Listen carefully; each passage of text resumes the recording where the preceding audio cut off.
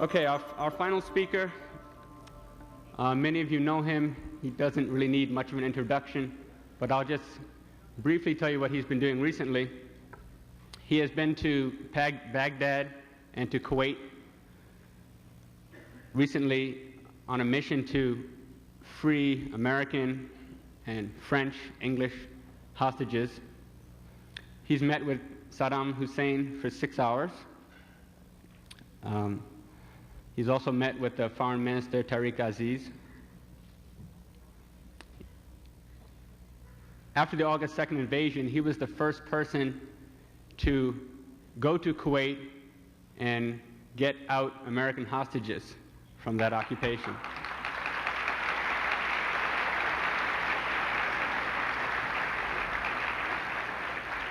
He has been spending a good amount of his time trying to facilitate a peaceful settlement by trying to get both sides of this dispute to sit down. He participated in civil rights activities in his childhood, and in fact, he did participate in the Selma to Montgomery March, I found out. He was only a small child. Commitment at an early age. He is currently the senator from the besieged state of Washington, D.C. I don't know if people know that right now he is waging a heroic battle to finally get the people of Washington, D.C., many of whom are people of color, to actually have a say in the governance over themselves. They do not have representation in the House or the Senate.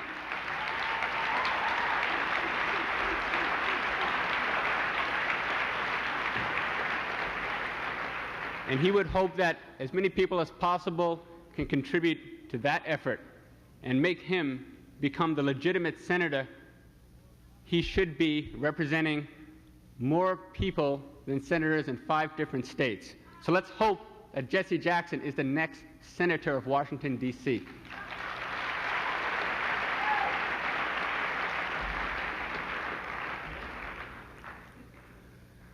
Okay, I did not want to get into a long thing about Reverend Jackson, the senator from Washington. He has a long history in not only civil rights, issues of racial justice, but he has been perhaps the leading national spokesperson, a supporter of grassroots organizations, unions, women's groups, you name it. He has been there for poor people, and I think we're really honored to have the Reverend Jesse Jackson speak to us now.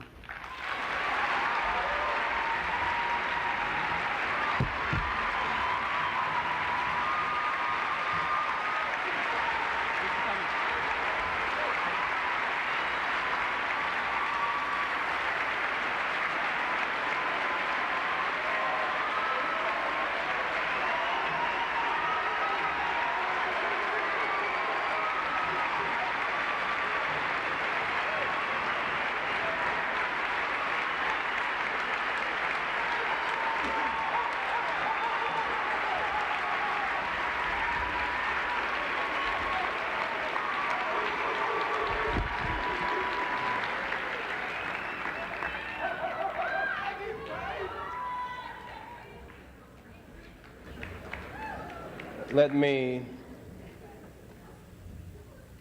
express to you tonight my sincere appreciation to the organizers of this event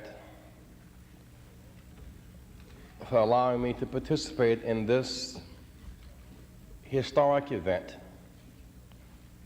which could literally save the whole world. Tonight, you are at the center of the universe and can determine its course by tilting the axis toward peace and away from war. I want to announce that this week MIT is inaugurating the MIT Peace and Justice Center. You'll be called upon to join in efforts for peace. There'll be a whole week of activities where there will be organizing and the education of people against war in the Gulf, pursuing alternatives to war. Tonight, there will be the inauguration of the Peace and Justice Center immediately upon the conclusion of this program. We urge you tonight, when we will have finished, to march with us to the building next door that the whole nation might see, and other campuses might grasp your spirit and make centers for peace and justice on every campus around this nation, yes, around this world. You are to be congratulated.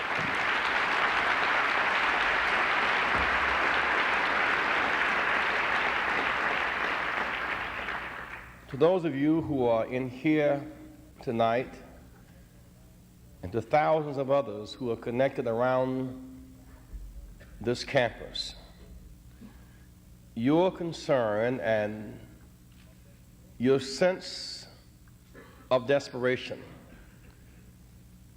is a contagious spirit that must grip our nation and our world. Tonight we must congratulate Senators Kennedy and Kerry for their vote on this past Saturday.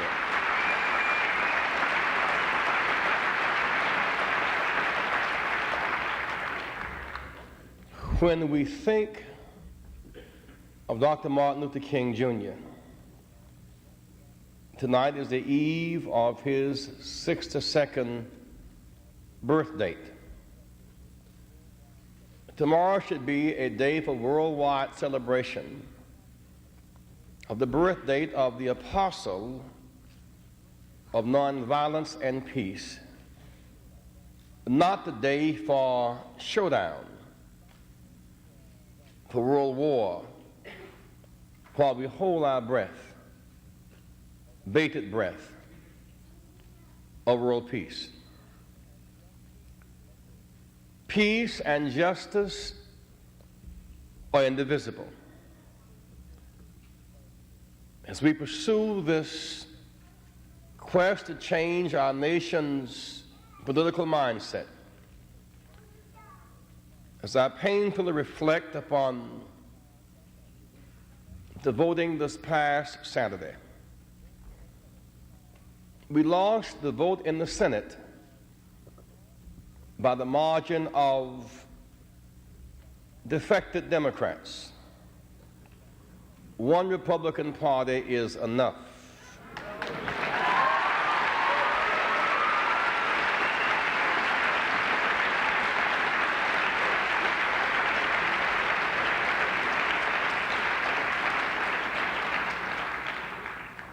Sanctions are working.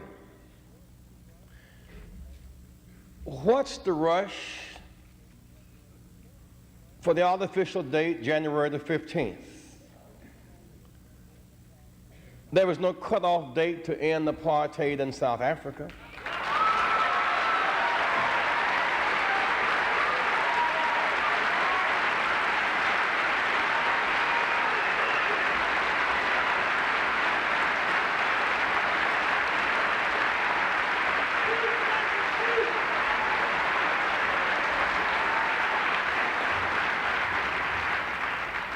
We have restrictions on South Africa and sanctions on Iraq. And even those weak restrictions imposed by our Congress, called sanctions, are being circumvented by President Bush. We're importing South African iron and steel into our country. We do not need it. American iron and steel workers are unemployed, and South Africa does not deserve the market. And yet, There is no cutoff date wherein Nelson Mandela might have the right to vote. January the 15th, we're not about to be attacked on tomorrow. Vital resources to America are not about to be cut off on tomorrow. It's an artificial date with destiny, driven by ego needs and political needs, not national security needs. The artificial date reflects not national threat, but anxiety about the fragility of this business alliance called a worldwide coalition.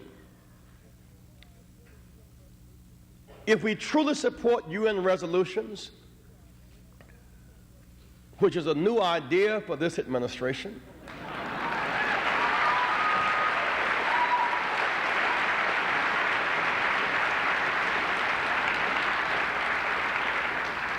Mr. Reagan, Mr. Bush would not pay UN dues in the 1980s. They tried to impose sanctions on the UN.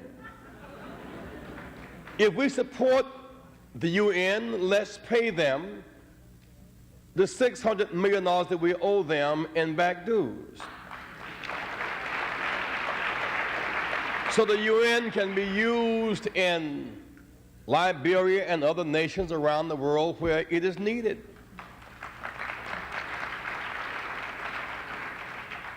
The UN has not imposed these sanctions. There has been no vote before the United Nations. 26 nations in the UN voted. China, which represents 1/4 of the human race, did not vote. The Japanese offer some yen, the Germans some marks, but no people. Others are in it because of debt forgiveness, or more weapons, or grants, or intimidation. It's not that we fear attack from Iraq tomorrow. We fear the fragile business alliance may not hold if we shift from deterrence to offense.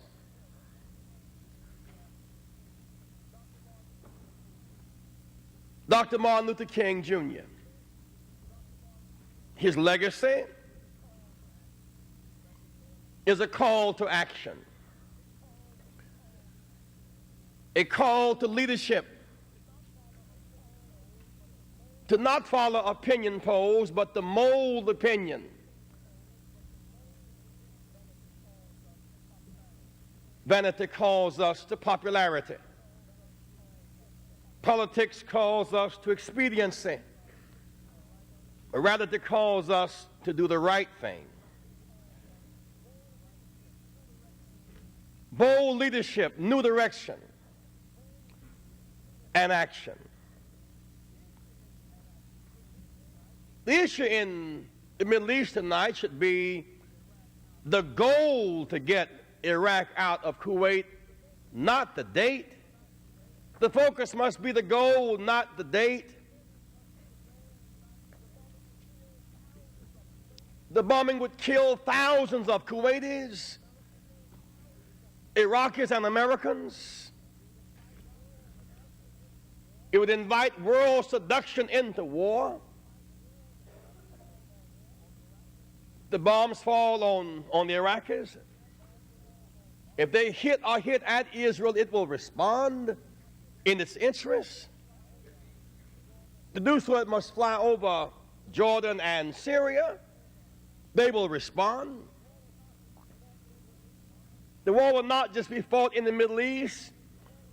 but expressions of it economically and militarily will be felt around the whole world. We're discussing a world war, not a limited strategic war, a limited surgical war. We could not employ surgical war against Panama, and they didn't have an air force.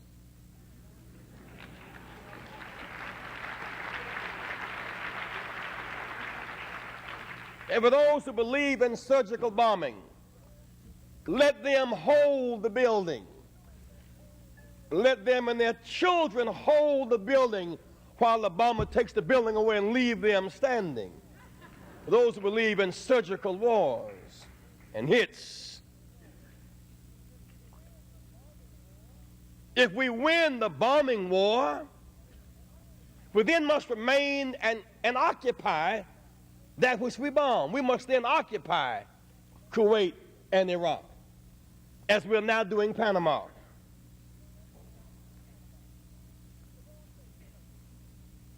If the war takes place, the price of oil will go up, the price of blood will go down.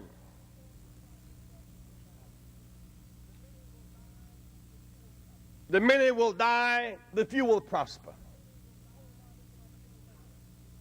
Worldwide economic inflation. Governments will be destabilized. Terror will strike the world.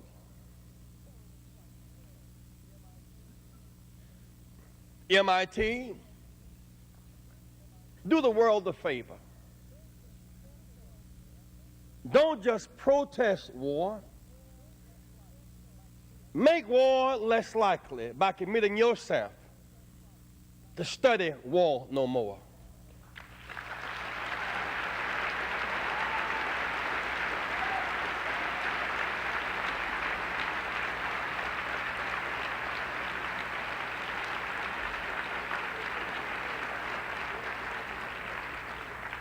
In the final analysis, we do what we study. That's why the ancient prophet Isaiah urged us centuries ago to study war no more and beat our swords in the plowshares. Make our weapons of war weapons of development. Swords in the plowshares, spears in the pruning hooks. Isaiah talked about conversion. From war build up to peace build up. Thousands of years ago. Even then they recognized the futility of war. War represents moral exhaustion, intellectual bankruptcy. When there's no thoughts left, when there is no hope left, we fight to reflect our emptiness and our lack of vision. If you study teaching, you may not have a job in school, but whenever you go down the street and see children going towards school, lesson plans come in your mind. You kind of do what you study. If you study law, you may choose not to be a practicing lawyer, but whenever you see a judge rap his gavel, the sense of law that you've studied begins to come out. Somehow you want to do what you studied. If you study music, you may not be a practicing musician, but every time you hear the sound, criticisms come in your mind. If you study medicine, you may not be a practicing physician, but whenever you pass a hospital, whenever you hear the sound of ambulances, and whenever you see blood anywhere, there is a pull to do what you've studied. And so if you study war, and use your mind, your brilliant scientific minds, to make these weapons, then you lay the basis for the use of them. We must have the moral judgment, the good sense to study war no more and beat our swords in the plowshares. The greatest threat to our environment tonight is nuclear weapons. While there's understandable concern about Saddam Hussein may get a nuclear weapon, there are 300 to 400 nuclear weapons already in the Persian Gulf tonight. And Plan A is to strike and strike quickly with awesome power. If Plan A fails and there's a counter-strike, what is Plan B? Would we lose a war? Would we accept heavy casualties without using Plan B? We are close to a nuclear war ushered in by an artificial date with destiny.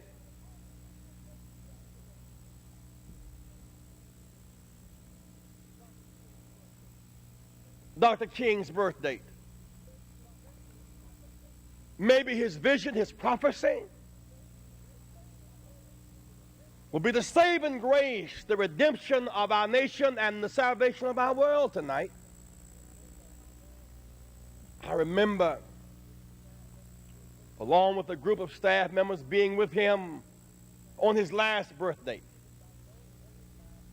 We did not know it would be his last birthday, January 15th, 1968.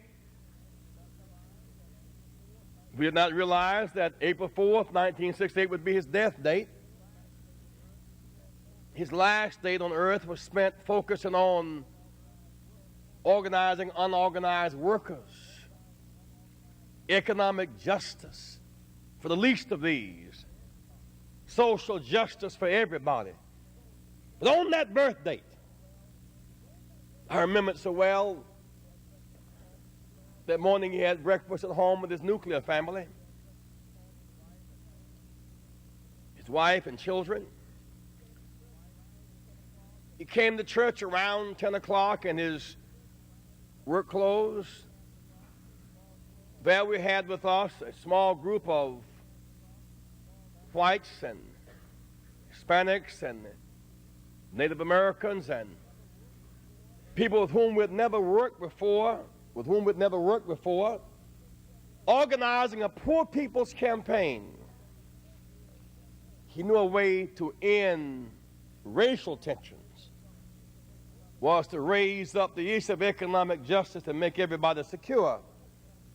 He was organizing a poor people's campaign, preparing for another march on Washington. We spent that morning, as you honor Dr. King and as you celebrate his birth date, here's how he spent his own birth date. With family, at church, organizing a national campaign for a job and income for everybody, reviving a war on poverty, another war on the poor. A friend came in around 1 o'clock with a cake. We stopped, lit candles, we laughed, we ate the cake. And then around 2:30, a workshop on ways to end the war in Vietnam. A focus on how to end the war, the study of war, and change national priorities and usher in world peace. He spent his own last birthday, family, war on poverty, and world peace. You can do no less tomorrow than to focus on racial justice, social justice, and peace. Because justice and peace are indivisible. You can't have a peace movement to save or some war in the Persian Gulf and ignore the lack of racial justice, the gender exploitation that's taking place at home. Dr. Martin Luther King Jr. had a broader focus than that. We must be concerned tonight. Infant mortality for African American babies is likened unto Bangladesh, an impoverished third world country. The black adults die 7 years earlier than whites. Lives of stress.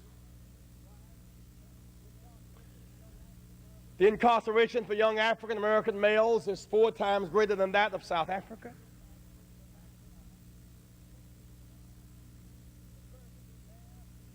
The president would dare veto a civil rights bill in 1990 using race as bait, but in reality, that veto was against women and workers, the physically disabled, Hispanics and blacks as well. That the result of lack of life options. On the one hand, the jails are full. On the other hand, 30% of the ground troops in the Persian Gulf are African American. 45% black and brown, 75% black, brown, and poor.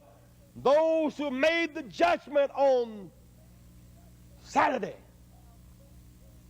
have no children there.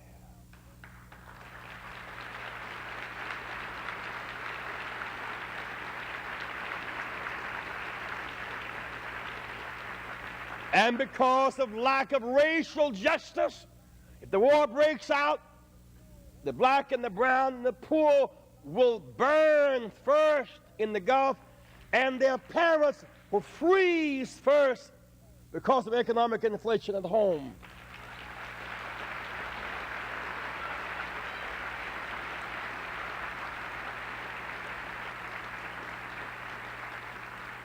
Some Republican senator said to me on Saturday, as I talked with him about D.C. statehood, just now, you know I'm not for quotas, it's a hard sell. And the fact that if you get D.C. statehood, you'll probably have 2 Democratic senators. And maybe if there was some chance of 1 Democrat, 1 Republican, it may be more plausible. I said, are you suggesting that we have 50% Democrats and 50% Republicans in the Persian Gulf? Are you saying we got too many poor, too many black, too many brown in the Persian Gulf?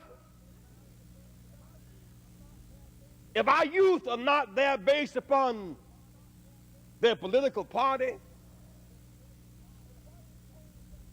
then why impose that rule in our quest for self-determination at home? Racial justice. Because in the real sense, unless we end slavery for blacks, we cannot speak of a suffrage movement for women. In some real sense, the quest for justice and peace are indivisible. Racial justice. It tears up our coalition at home that's needed for the peace movement for our world.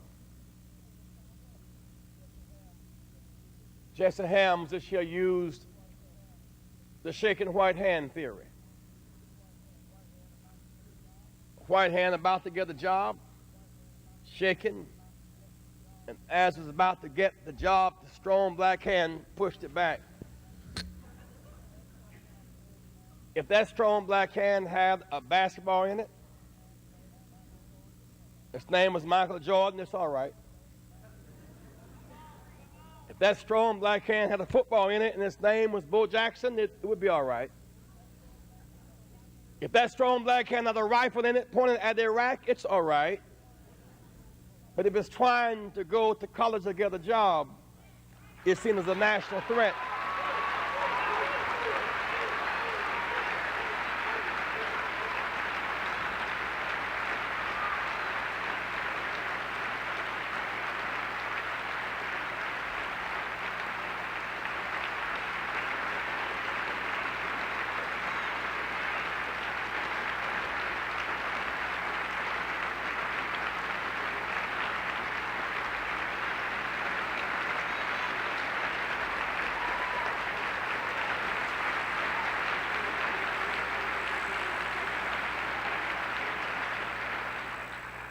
The fact is, our jobs, we lost 3 million jobs in the 80s, 800,000 family farmers.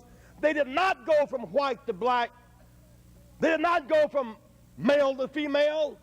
We should not have races threatened and fighting each other on our campuses. We should not have men threatened by women and whites by blacks and browns. We should be expanding our options and not fighting each other.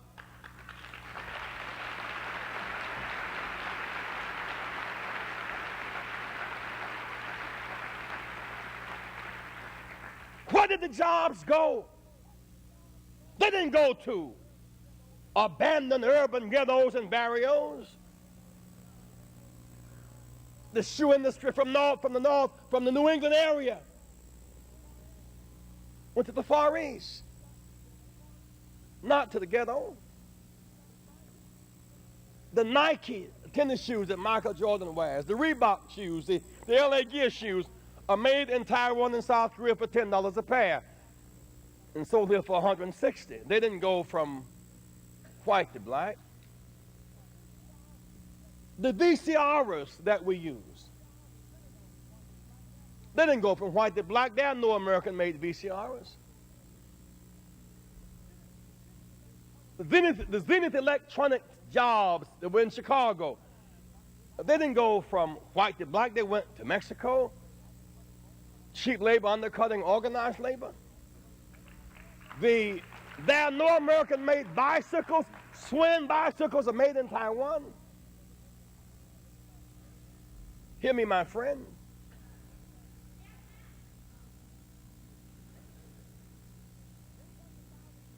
The 800,000 family farmers did not lose their farms to blacks or browns. The ConAgra, Cargill, the agri-giants consumed them. The little dog that used to listen to his master's voice, the RCA amplifier, that little dog is gone.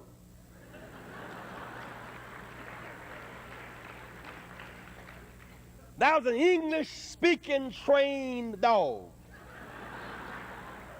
The master now speaks Dutch and German and Japanese. That dog left, and so did those jobs.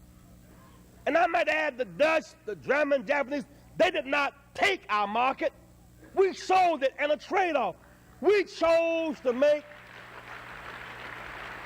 we said,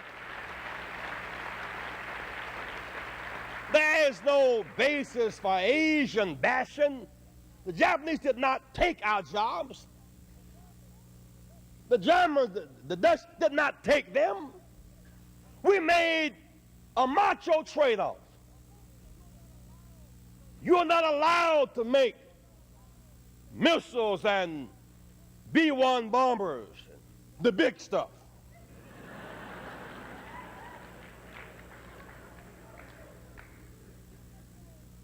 You make little old stuff like chips,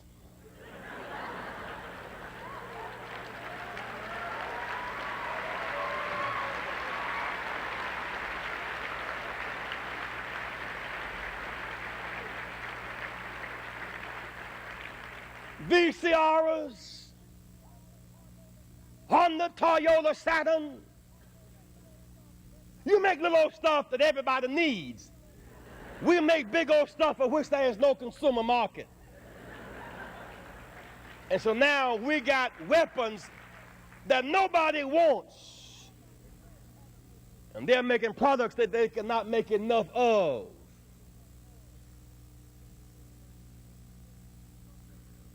We must stand for racial justice. But don't stop there. Social justice in this coalition. 40 million Americans with no health insurance. People dying in the emergency rooms because they don't have a green or yellow card to go upstairs. Good minds can't go to college in the world's richest country. Social justice. We're in an economic crisis, not because the poor want jobs and women want equality. The S&L crisis, $600 billion of legal thievery. They opened the vaults and then fired the guards. And now a banking crisis and then an insurance crisis. That must be a commitment to economic justice and fairness. Greed, not the poor willing to work, is the source of our economic crisis.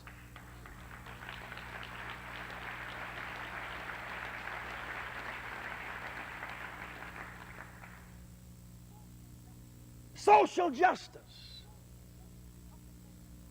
a commitment to rebuild America, make all of us better and not bitter and more secure. Social justice, peace.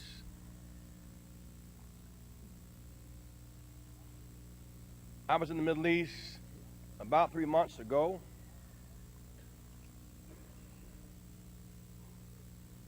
It's clear to me that we should stand for the restoration of Kuwaiti sovereignty, for Saudi security, for a resolution of the Iraqi-Kuwaiti conflict. We could not stand idly by while the strong devour the weak. Working. Military deterrence is working. But if you're going to apply those principles in the New World Order, apply them to Kuwait, West Bank, Lebanon, Lithuania, Nicaragua, El Salvador, Grenada, Panama, Angola, South Africa. Apply those principles around the world.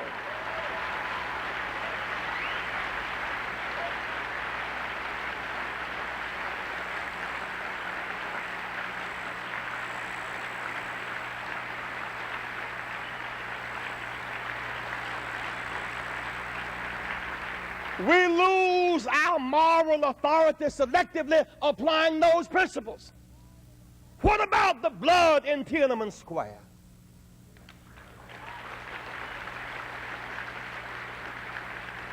What about the crushing of Lithuanians? What about apartheid in South Africa? Play the game of the New World Order by one set of rules and regain our moral authority in this world.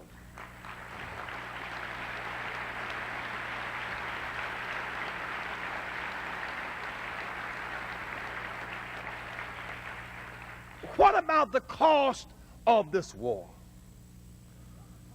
Administration officials estimate the cost of Persian Gulf deployment will range $25 to $30 billion for fiscal year 1991. Just to transport and maintain U.S. equipment and personnel, which is expected to soon reach 410,000. The Center for Defense Information estimates that if combat erupts, the cost of war would exceed $163 billion for 1991. $450 million per day, $19 million every hour. The Bush administration fiscal year 1991 budget for human capital programs, including education and job programs, $31.4 billion, down from $45 billion in 1980. The Children's Defense Fund estimates that in 1988, the cost of eliminating poverty in families with children would have been $26 billion. Today, $54 billion. A fraction of the cost of a shooting war. The estimated $82 million per day it will cost to transport, feed, and maintain the Persian Gulf troops is nearly 20 times the cost the Children's Defense Fund proposed. The U.S. Student Association estimates that the daily cost of Operation Desert Shield could give federal grants to 59,655 students, or assure 89,220 students college work study jobs. Both programs have been cut over the past decade. There is a way out. And we need guided minds, not misguided missiles. There is a way out, a way to have peace. When we condemn the invasion of Kuwait, we're right. We say economic sanctions are working, we're right. I was there. He cannot expand beyond Kuwait. He has the hotels but no customers. The oil wells but no markets. Oil cannot get in, oil cannot get out. He can't grow. Sanctions are working. There are 3 articles in the UN resolution. We focused on 2. Article 1 condemned the invasion of Kuwait. Article 2, unconditional withdrawal. Article 3, resolve the Kuwaiti-Iraqi dispute. Let's focus for a minute on the zone of dispute. Unconditional withdrawal does not mean ignore the zone of dispute. That was a dispute prior to the invasion. The invasion, annexation, occupation was one way to resolve the dispute, but that was a recognized dispute, recognized by the U.S., Kuwait, and the UN. It had to do with oil pricing, oil gouging, land boundaries, and access to the sea. Why can't we be creative enough to agree to mutually no bombing during negotiations and after? There'll be a fair, credible court, world court, Arab court, UN court, to adjudicate the issues in dispute and proceed with the International Peace Conference. Now, why should that be for us so confusing? We're not talking about the Hussein Peace Conference. We're talking about the UN-sponsored International Peace Conference. It predates August 2nd. To ignore the peace conference is reverse linkage. It's saying, in effect, unless we end the occupation in Kuwait, we will not proceed with peace. What about that invasion negates proceeding with peace for the region? There's a Middle East crisis, of which the Iraqi invasion of Kuwait is a dimension of it.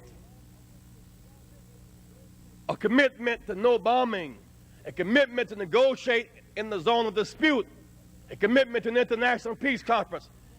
Well, Mitterrand and Europe are already there. The world is searching for a way out. The fact is, the ground attack, an air attack will not save Kuwait. There are thousands of Kuwaitis who remain in Kuwait. An all-out air attack will kill thousands of Kuwaitis to save them.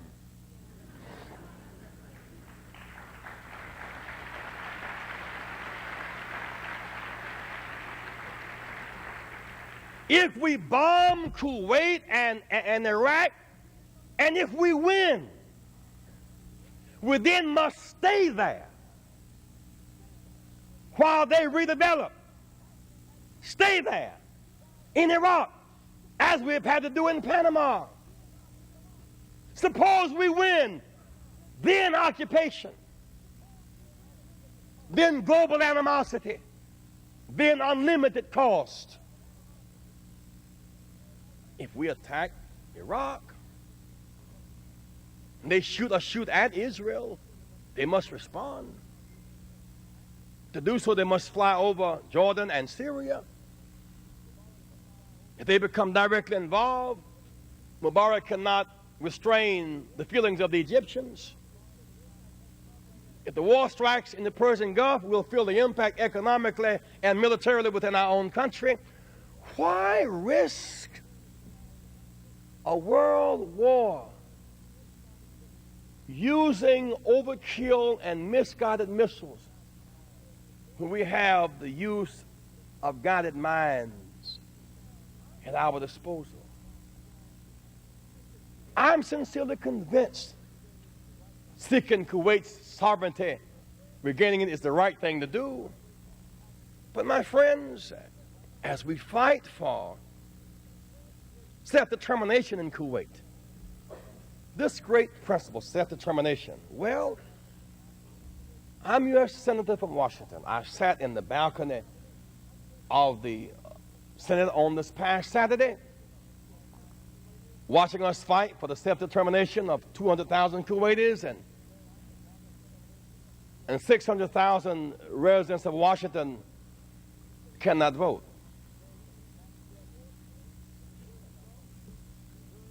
There are more troops in the Persian Gulf reserves from Washington than 18 states. More per capita than 48 states. If our reservists do not go to the Persian Gulf, they go to jail. Go on to fight for principles in the Middle East that they're denied at home. As I sat there watching that debate, more people live in Washington than Vermont, Delaware, North Dakota, Wyoming, and Alaska. I watched 10 senators vote who represent fewer people than I do in Washington.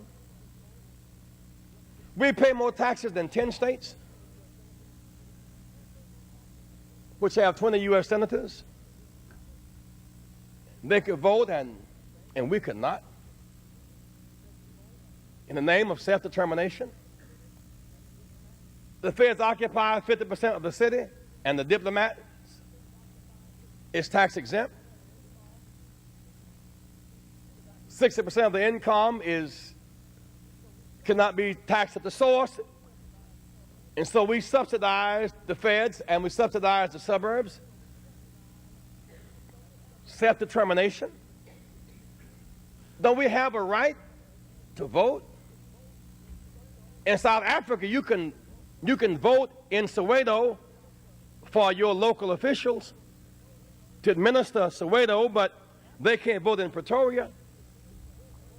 In Washington, we can vote for local officials. We can't vote on Capitol Hill. It's the same basic principle of colonialism.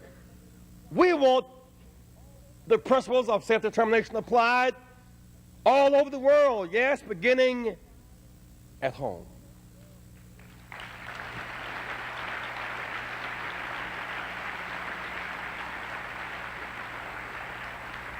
And so I say to young America tonight, what made Martin King different was a will to act. While he studied on the campuses in this area, he was in the middle of many analysts. And there's a danger of getting the paralysis of analysis and never act and make things happen. It's time to act. The whole world at stake. It's time to act. A call to action. A call to hope.